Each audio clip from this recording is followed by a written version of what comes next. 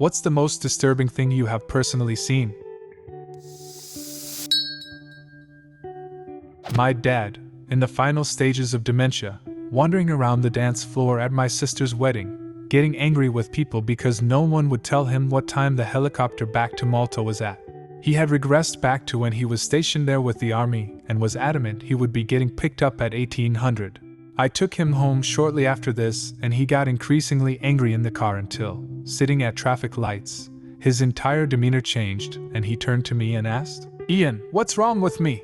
That was the last time he ever called me by my name. It's so hard when they get those moments of clarity. My heart goes out to you. On the last months of his life, my granddad forgot who I was. He knew my mom, which comforts me because she was his little girl. He knew he loved me. He just didn't remember why.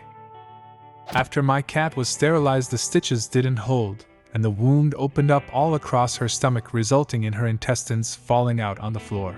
We went to the vet quickly, and she is now 14 and remarkably thriving, but the image in my head still remains.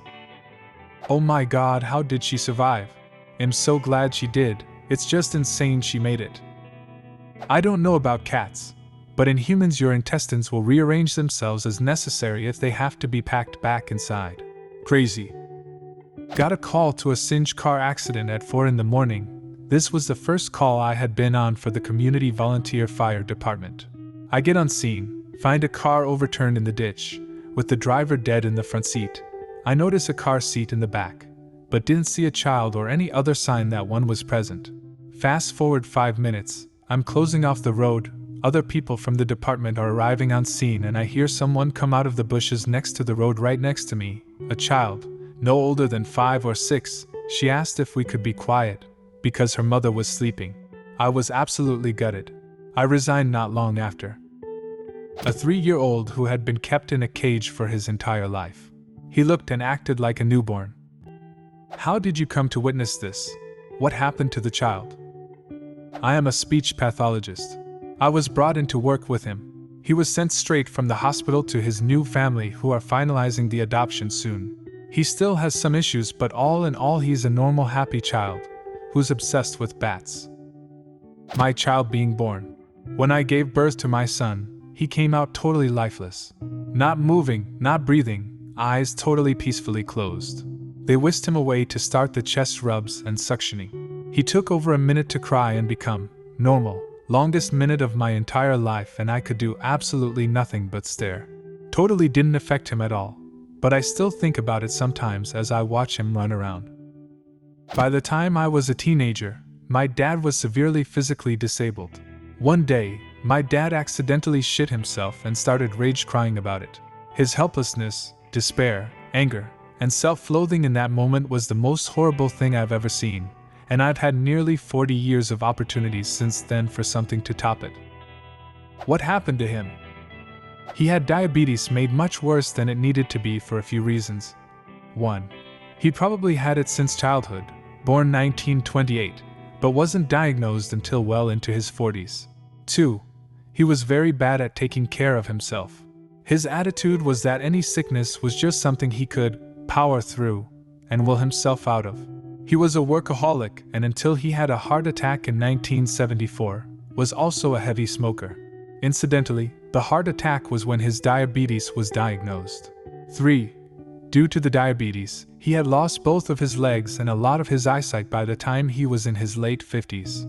He also had neuropathy in his hands and had trouble with manual dexterity. He had very little upper body strength and needed help getting around. 4. Again, due to the diabetes, his kidneys were foobar. He was on peritoneal dialysis, which is an ordeal in itself. He died at age 63, when I was 17 years old. When I was young and broke, I didn't have enough money to get home after work, and my truck ran out of gas on a busy freeway. It was near a high overpass, and managed to coast my truck down the off-ramp and park near a gas station at the bottom. While I was on the phone calling a friend for help, I heard the screeching of tires. I turned to look just as 2 cars going about 60 miles per hour collided head-on. There was a thunderous boom from the overpass where the cars hit, and one car flew high into the air, trailing debris, turned over mid-air and dropped straight down maybe 50 feet onto the road below the overpass. The car landed on its hood, and the top was completely crushed. I was still at the scene when the fire truck arrived.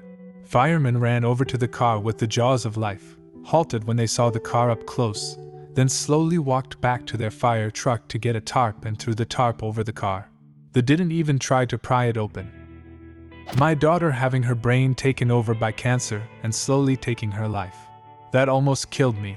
Attempting to explain to my grandkids why mommy is gone and where she went was just as hard. I drive trains for a living. Which one you want to hear about?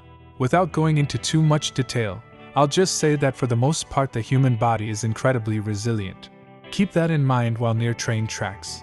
Don't get me wrong, you're definitely going to die. It just might not be as quickly as you'd hope. Mine happened when I was a passenger on a train. We passed by just after someone had jumped from a bridge in front of a train. Loads of people were running over and throwing high-vis vests over the parts to stop people from seeing them. I couldn't imagine being the driver that hit him. He would have seen everything. There's something grimly funny about throwing a high-vis vest over something to keep people from seeing it. My friends and I saw an impatient driver driving past a traffic jam in her truck, into the opposite lane of traffic. About 2 minutes later, we saw a wreck. It was the truck and another car. I jumped over an object to reach the car, which was on fire. My friend screamed my name while I jumped, but I had a fire extinguisher and helped put out the fire while others pried the doors open. I looked back at the object I jumped over. It was a woman's body. I know she was blonde, because her head was facing down. I know she was a woman, because her torso and legs were facing up. I did not see her face. I found out later after giving a statement to the police that the lady in the car on fire died from her injuries. But she had a chance because we put out the fire. I recall that the police offered me donuts because I said I was hungry. I thought that was funny. They also gave me phone numbers for therapists, but I was uninsured and didn't want to pay. It was early December, 1998. I still remember the pink coat and blue jeans of the woman I considered an obstacle for a second, on my way to the other car. She had a baby's car seat in her vehicle. None of the buckles were engaged. The police and paramedics never found a baby. I hope, to this day, the seat was empty. It still hurts. I used to work at a veterinary hospital and I had to hold puppies while the doctor cut their tails off. In my opinion, if an owner wants their tails docked, they should have to hold them. It's super easy, physically. This was over a decade ago in the US. I don't work in veterinary medicine anymore, but I know that the practice stopped docking tails a couple years after I left. What? Why would anyone want to cut the tails off puppies? Livestock working dogs get their tails docked to prevent being stomped on by big animals, but Rottweilers and Doberman often have tails and or ears docked for barbaric cosmetic reasons. The AKC should be abolished for prescribing disgusting breed standards that give people cause to mutilate their pets. My wife's a mortician. During the height of COVID, all of the funeral homes, hospitals, and the morgue in our county were filled to capacity. The small funeral home my wife works at had to rent 2 refrigerated trailers to hold the excess overflow of bodies coming in. One day my wife calls me from work and asks if I can come down and help open up the trailer as she and the 90-something pound staff lady she had on hand couldn't quite get. I work from home, so it was no big deal for me. Anyway, I get there, open up the trailer, and goddamn, I had seen bodies before, and intellectually, I knew what was in the trailer, but it was pretty jarring to see that many bodies in one spot. It really put into perspective how bad COVID had gotten. Yeah, I was a security agent in a big hospital during COVID, and we managed the morgue back there, gave bodies to funeral homes, and verified paperwork. I found it so infuriating when some people argued COVID was not that bad, just a flu, big farm blah blah, but I saw the bodies every day. Went from the normal 6 to 7 a week to at least 30, and had to get an additional outdoor morgue. Mostly old folks, but the way they went was horrible, with their families kept in distance. It was no joke. If it were my parents, I would have gone mad.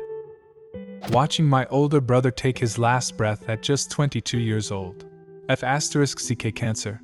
The days leading up to that as well. If you've never experienced what cancer does and how quick it can take over, then I wouldn't expect you to feel my pain. I've heard stories. My mom is a radiologist who specializes in breast cancer. I've heard too many stories of her patients who passed because by the time she scanned them, the cancer had already spread too far. Pretty much sums up cancer. My brother beat it once, then came back unbeknownst at stage 4 once the doctors got to it. Chemo did nothing but multiply the suffering and pain. The last few days of cancer patients is something you should look up. Like they almost act dementia-like and talk to things that aren't there for days. Then there is something I think called the moment of clarity, where they just talk normal, and it's the last clear moment of their lives. I'll never forget, my brother walked up to me after being asleep for 2 days on pain meds and on his deathbed, and he said, "Do better." Witnessed my 34-year-old brother-in-law die of cirrhosis last summer. He drank a liter of Fireball every single day for 8 months.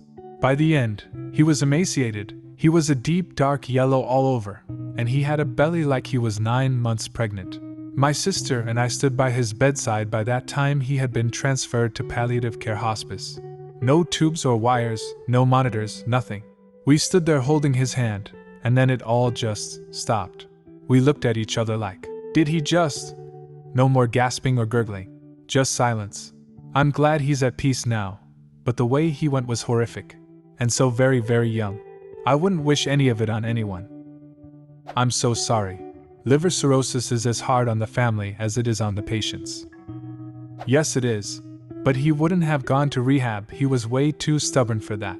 As awful as it sounds, he spared himself a lifelong battle with a demon that would have ultimately won anyway. My family and I have discussed this at length. The disease just took him at 34 instead of 54 or 60 or 75. And as callous as it may sound, his death spared our family what would possibly have been decades of heartache, pain, mistrust, etc. due to the behavior that we all know those deep in addiction struggle with. I would not want him back the way he was. What's the most disturbing thing you have personally seen? Leave a comment and subscribe to the channel if you want to see more videos like this one.